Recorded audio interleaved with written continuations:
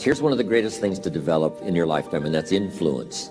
You know, it starts with our family if you start having children, but it also starts in school, teaching your kids to be influential, to try to persuade, others to do the right thing, go the right direction, read the right books, forget the temptations that might take you the wrong direction.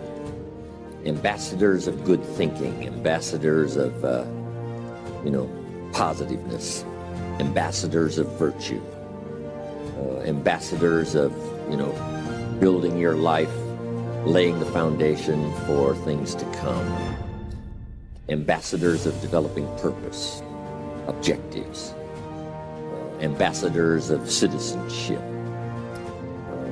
community, team spirit. If children can start early, not just being themselves, but lending their influence on the positive side, that's the key. By helping others, we help ourselves. There's an ancient phrase, here's what it says: if you try to save your life, you will lose it. But if you will lose your life, meaning if you will invest your life, that's the best way to save it and to multiply it many times over. So you do me the greatest honor here by coming and letting me invest a piece of my life into your life. So here's the phrase: investing life into life has the potential of creating miracles. Investing life into life. Investing life into life creates a new baby. But investing life into life with ideas, information, association, influence can create enterprise, can create a corporation, can create a business, can create a movement, can create something that benefits many more people than just those few that might have invested in each other's lives. So this is the grand opportunity for me. It's why I'm here, really, to make another investment. And I do it gladly. And yes, air travel is a little difficult, and by the time you stand in line and pack your bags and check into the hotel and check out, traveling around the world is really hard work. For me, lecturing is easy. I call it work so that I get paid, But this is the easy part. Really, traveling is the difficult part. Trying to get somewhere. I love to be there, but getting there it takes a push, and you have to exert some good effort and positive thinking and everything else, right, to finally get where you're supposed to be. So that's the hard work. But now, getting here now and having the opportunity for a couple of days, 2 or 3 days, to invest in other people's lives, that's a unique opportunity. So that should be one of your goals, is to be valuable enough to invest in somebody else's life. Starting first if you're married with your children, and then invest in each other. Marriage and friendship, these associations are a chance to invest in each other. A business enterprise. Bill Bailey and I have been involved in other enterprises, but the enterprise, fortunately was successful, and we had a chance to affect a lot of other people's lives. But guess what happened over those years, and which continues to today? We continue to invest in each other. I come up with a great idea, I get on the phone, I call him. He comes up with a book he's read, just said, this is a masterpiece, you've got to read it. So we have this chance to invest each other. And while we walk the farm country of Kentucky, we invest in each other. We walk the beaches of California. He helped me design a little cassette. Here's what it's called: How to Kick the Worry Habit. And Bill Bailey helped me to put that together. We'd walk the beach, and he has a habit of grabbing your arm when you're walking and talking. So he would grab my arm until this one would get sore, and then we'd trade places so he could, grab the other arm for a while we're walking and talking. But a chance to contribute to each other. And what I share with him, he shares with others, and what he shares with me, I share with you and others around the world. That contribution of sharing with each other, being influential, leadership, making a contribution to someone's life that no telling how far it may go from the time it starts. So I'm just delighted to be here. Thanks to all of those who've made a contribution. We're going to have lunch in just a few minutes, but let's get started on goal setting. If you're ready, say, I'm ready. Ready. Does anybody have 5 pages of notes already from this weekend session? Wonderful, wonderful.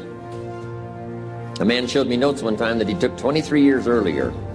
And he said, Mr. Rohn, I took these notes 23 years ago. Now I want you to sign them. So I finally signed his notes after 23 years. He said, I've used them to build my business and my personal life. It's just been fantastic.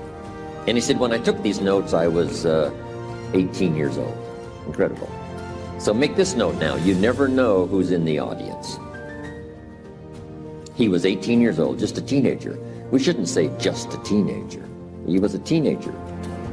So you don't know who's out there that's going to make an impact on the world, that's going to do extraordinary things. So here's what you must always do. Always be sincere and always do your best, no matter who you talk to, because you just don't know. All those years ago in my audience in Orange County was young Tony Robbins, 17 years old, just a teenager. And he went to work for me the next day and joined one of my offices and worked for me 3.5 years. And finally, at about age 20, he ran one of my offices, helping to promote my seminars back there. Incredible, 17. So the man who had me sign his notes was 18.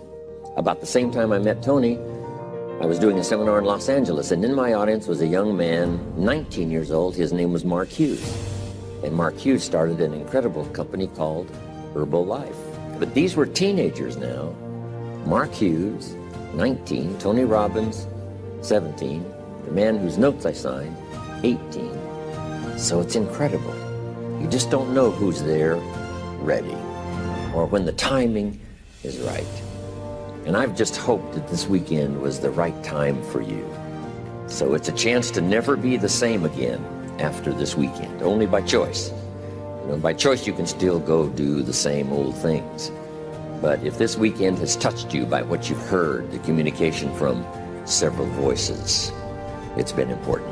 So jot this down. It takes more than one voice to help us to see, help us to think, help us to make decisions, help us to evaluate. It takes a variety of personalities, messages, points of view, the weight of experience. If it comes from several sources, it can be just incredibly valued when you sum total it. And I'm just happy to be part of this sum total of good voices for the weekend. Okay, let's talk about setting goals. When I first met Earl Schoaf, not long after we had met each other, he asked me, Mr. Rohn, maybe here's one of the best ways I can help you. He said, let me see your current list of goals and let's go over them and talk about them. He said, I've got the experience. And he said, let's do it. And I said to him, I don't have a list. He said, wow, you don't have a list of your goals? I said, no. He said, well, if you don't have a list of your goals, he said, I can guess your bank balance within a few $100s, which he did. And I thought, isn't that something? Then I said to him, you mean if I had a list of goals, it would change my bank balance? He said, drastically. So that got my attention. And all those years ago, I learned how to set goals. And so we want to talk about that today. And we're just going to get started before lunch, and we're going to finish after lunch when we come back. But now let's make these notes now on setting goals. The promise of the future is an awesome force. We look back for experience, but we have to look forward now for inspiration. And what gives us inspiration to get up in the morning and do our job, learn skills, develop all that we can possibly be, is the promise of the future. And it can be so powerful that it can overwhelm any adversary you might have, any difficulties you might have.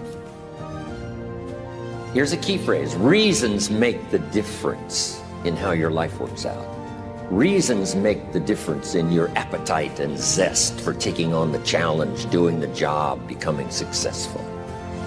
Mr. Schoaf said, if you have enough reasons, you can do the most incredible things. You can get through the most difficult day. You can overcome the most unbelievable challenges if you have enough reasons. And so he said to me, if you haven't got a list of your goals, Mr. Rohn, it's probably because you don't have enough reasons. He said, I'm sure since I've met you, you have enough intelligence. And he said, you have enough good health. And he said, you have, all of those things working for you. But here's what you must work on now, is to have enough reasons. Looking into the future, developing reasons. Okay, so now make these notes. We're primarily affected by 5 things. Number one is the environment, the political environment, the social environment, the physical environment. Whatever surrounds us affects us. The city, the country, the countryside, the village, the office, the people. We're constantly affected and shaped by our reaction and decision making. A lot of it depends on the environment. And for the physical environment, we all need to pay attention to that. Make every contribution you can. It's one little small planet. Remember those first pictures from space? Looking back on Earth? It looked so fragile. It looked so small. We thought, wow, so many people live there. How can that be? We must take care of it. It's, right now, it's the only planet we got. Do everything we can. My mama taught me those little things, right? Pick up, don't leave your trash. A little thing like, I remember I got a toothpick once at the cafe, and I took the little cellophane off the toothpick and I just dropped it on the floor. Mama said, no, you wouldn't do that at home. I thought, wow. She said, just put it in your pocket. And then when you get home, you put it in the trash. And somebody said, well, what difference does that make? The little cellophane on the toothpick. Here's what makes the difference, the habit. And the habit makes the difference primarily for you. Now, yes, it makes a contribution, and a little small contribution by not leaving trash. But here's what it does mostly. Give you the incredible feeling of self-worth because you have good habits. That's the deal. The habit of turning out the lights when you're finished with your hotel room. You leave the hotel room, turn out the lights. It just makes a small contribution, but what if everybody did it? I'm telling you, the energy requirements would be less. You say, well, the hotel gets the benefit. Hey, it doesn't matter to you who gets the benefit. Guess what's the greatest benefit? Being a person of unique habits. Habits that not only, right, make you perform as far as skills are concerned, but habits that make you feel good about yourself. And then sometimes we get the question, why do it? And I got the best answer to that. Why not do it? If it's so easy to do, why not do all the easy things that make a contribution? And who knows what the total contribution could be if we all did it. But even if everybody doesn't, if you do it, and if I do it, it just makes us better human beings. It makes us feel better about ourselves. And if I know you do it, it makes me feel better about you. And if you know I do it, I think it makes you feel better about me. Say, wow, this man was taught some good things when he was growing up. I did a little television series not long ago, and here was the title of the talk, Things My Mother Taught Me. It was kind of interesting. My mother taught me, always eat before you go to the banquet, so you won't appear hungry when you get there. And then you can do which is most important, and that's to socialize. So rather than go to the banquet to make up for, a meal you haven't had, and eating everything in sight, not having any time to socialize and mingle with the people, Mama said, always eat before you go to the banquet. Wow, that's really good advice. Little things she taught me. Mama said what? Sit up straight? The reason she said that is because she had a vision of me sitting up straight, shoulders back, right? Chin down, look up, look everyone in the eye. Good posture, right? Feel good about yourself. Other people feel good about you. Our parents' vision of who they wanted us to be gave us those little tips. Who was it wrote the book, Everything I Needed to Know I Learned in Kindergarten? Thank you, please. Some countries of the world show unique respect. When I go to Mexico, I love to go to Mexico because they don't just say, hello, Jim Rohn. They say, hello, Mr. Jim Rohn. When they introduce me, they say, this is Mr. Jim Rohn. They don't say, this is Jim Rohn. It's just part of the custom. This is Mr. Jim Rohn. When I first came to the South, I remember just as a kid, and they said, yes, ma'am. Yes, sir. No, sir. I mean, where I was raised, we really didn't do that. But I think the more the South did it, the more it caught on, and now I'm beginning to hear that in a lot more places than just the South. Yes, ma'am. Yes, sir. Things my mother taught me. Things we can all learn. helps make our lives better, helps make the world better, helps make people feel good about themselves, feel good about us. Incredible. So the environment, whatever little thing you can think of that gives you pride and joy in doing to make the contribution. As small as it may seem, you make it for what it does to the environment, for the people. But here's the biggest reason for what it does for you. I want to be the best I can possibly be at delivering the message of good words. So we keep working on our skills to be the best we possibly can. Now let me get back now to setting goals. First, we're affected by the environment. Next, we're affected by events. Some events affect us all. Some affect the world regionally, nationally, or by the state or by the community. But some events affect us all. How many of you go back to the Cuban Missile Crisis? How many of you go back that far? Go ahead, admit it. This is okay. You're among friends here. Okay, quite a few of you. The Cuban Missile Crisis. That was an event that affected the whole world. It was unbelievable.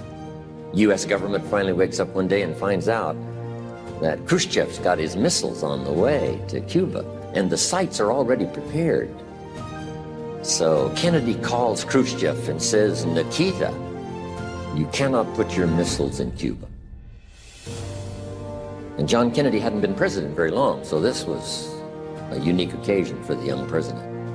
Nikita Khrushchev says, young Kennedy, this is Nikita Khrushchev. I'm from Russia, and I promise you, sir, we will put our missiles wherever we please. Now people are starting to dig their bomb shelters, right, in the backyard. Things are starting to happen. Next call. John Kennedy calls, Mr. Chairman, Mr. Khrushchev, you cannot put your missiles 90 miles from Florida. That's impossible. Mr. Khrushchev says, well, young president, I must inform you, the ships are already on the way. Now we're getting nervous. Next call. John Kennedy calls Mr. Khrushchev and says, Mr. Chairman, I promise you, sir, this is such a serious matter, we will not let your ships arrive. Whoa. Khrushchev calls Kennedy, said, Mr. Kennedy, you must think this over. Because if you mess with our ships and stop them on the way, it means war. Last call. Kennedy says, Mr. Khrushchev, I must assure you, sir, and this is for your sober consideration.